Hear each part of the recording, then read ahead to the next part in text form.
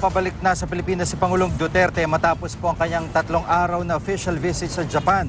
Bago umalis ng Japan ay binisita muna kanina ng Pangulo ang himpilan ng 3rd Regional Coast Guard sa Yokohama. Dito binida sa kanya kakayahan ng Japanese Coast Guard sa chase and rescue operation. Sa isa namang panayam, sinabi ni Pangulong Duterte na humingi ng klarifikasyon si Japanese Prime Minister Shinzo Abe tungkol sa mga maanghang niyang pahayag sa Amerika. Ikinwento rin daw niya kay Abe ang hinanakit niya sa Amerika dahil sa pambabatikos ito sa human rights record ng Pangulo. Pinakinggan naman daw siya ni Abe pero hindi na nagkomento pa. Pinuri rin ni Pangulong Duterte ang pagiging magalang ng Prime Minister. Dagdag pa ng Pangulo, walang problema sa kanya kung magkakaroon ng joint patrol ang Pilipinas at Japan.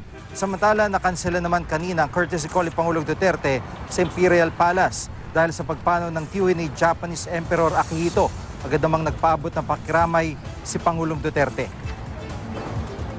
I'd like to express my deepest condolence sa side na second sana sa the protocol officer na wag na lang muna ako magpunta doon because they are in and I respect that